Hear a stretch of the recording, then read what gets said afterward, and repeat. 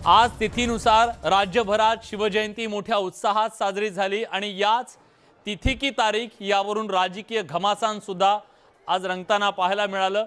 मुख्यमंत्री उद्धव ठाकरे यांनी विमानतळावर जाऊन छत्रपती शिवाजी महाराजांच्या पुतळ्याला अभिवादन केलं। विधान भवनात आदित्य ठाकरेंनी, राज ठाकरेंनी शिवाजी पार्क मध्ये छत्रपती शिवाजी महाराजांना वंदन केलं, तर किल्ले शिवनेरीवर महाराजांना अमित ठाकरेंनी दुग्धाभिषेक घातला। एकीकडे शिवजयंतीबाबत तारखांवरून वाद होत असताना दुसरीकडे राज्यभरात शिवजयंतीचा उत्साह पाहायला मिळाला। राज्यभरात शिवसेना आणि मनसेकडून विविध कार्यक्रमांचं आयोजन करण्यात आलं होतं। शिवजयंती निमित्तानं उद्धव ठाकरेंनी मुंबई विमानतळावर शिवरायांच्या पुतळ्याला अभिवादन केलं। तर शिवाजी पार्कमध्ये मनसे अध्यक्ष राज ठाकरेंनी शिवाजी महाराजांना अभिवादन करून मनसैनिकांना शपथ दिली। तर अमित ठाकरेंनी देखील किल्ले शिवनेरीवर जाऊन छत्रपती शिवाजी महाराजांना दुग्धाभिषेक घातला।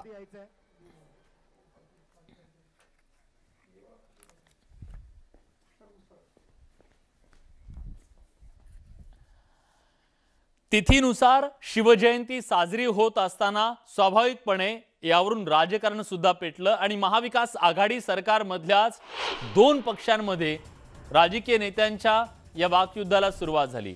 शिवजयंतीच्या तारखेवरून वाद आधीच आहे आणि त्यात सगळ्याबद्दल आता राष्ट्रवादी काँग्रेसचे आमदार अमोल मिटकरी यांनी तिथीनुसार शिवजयंती साजरी करण्याला आक्षेप घेतला आणि हे राजकारण असल्याची टीका त्यांनी केली। शिवसेनेवर केलेल्या या टीकेला स्वाभाविकपणे शिवसेनेकडून सुद्धा जशास तसं उत्तर मिळालं।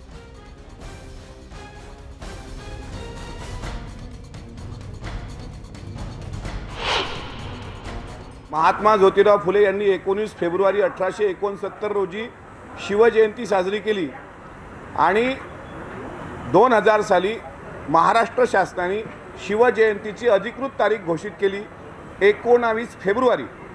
शिवजयंती साजरी झाली पाहिजे का? मी म्हणतो ती रोज साजरी झाली पाहिजे, पण छत्रपती शिवाजी महाराजांच्या जयंतीचा परत तिथीचा वाद उखरायचा आणि मुंबई महानगरपालिका डोळ्यासमोर ठेवून शिवजयंतीच्या नावाखाली राजकारण करायचं, हे धंदे आता महाराष्ट्रात बंद झाले पाहिजे अशी सर्व तरुणांची इच्छा आहे। छत्रपती शिवाजी महाराजांची जयंती रोज साजरी केली पाहिजे, एवढे छत्रपती शिवाजी महाराज पूजनीय आहे।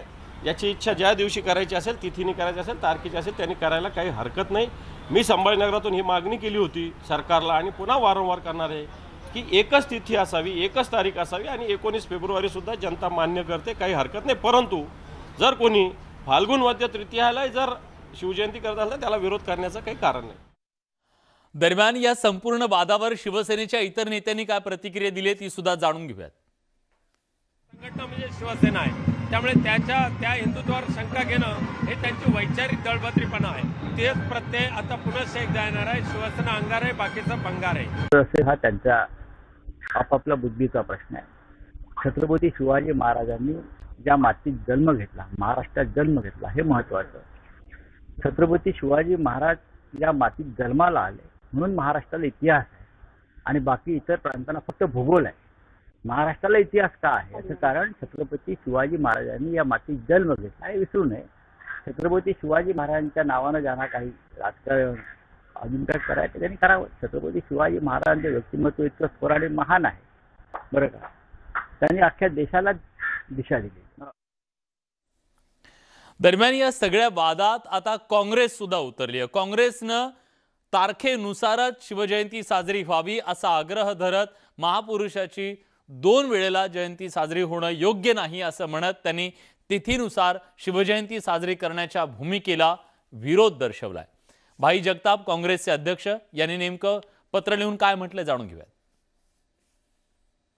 स्वर्गीय बाळासाहेब ठाकरे नेहमी म्हणायचे की शिवप्रेरणा या एका वाक्यावर त्यांनी संपूर्ण शिवसैनिकांना जागृत केलं अनेक वेळेला। आजही ते शिवप्रेरणा म्हणायच्या नंतर सगळे जागृत होतात आणि म्हणून मी मुख्यमंत्र्यांना यासाठीच लिहिलेलं आहे की एका युगपुरुषाचं, एका महापुरुषाच्या अशा पद्धतीने जयंती ही 2-2 वेळा साजरी न होता शासनाने घेतलेल्या निर्णयानुसार ती 19 फेब्रुवारीला तो व्हावीच व्हावी, परंतु तिथीप्रमाणे ज्याने त्यांनी आपल्या आपल्या घरामध्ये करायला काही हरकत नाही असं मी ते पत्र लिहिलं होतं।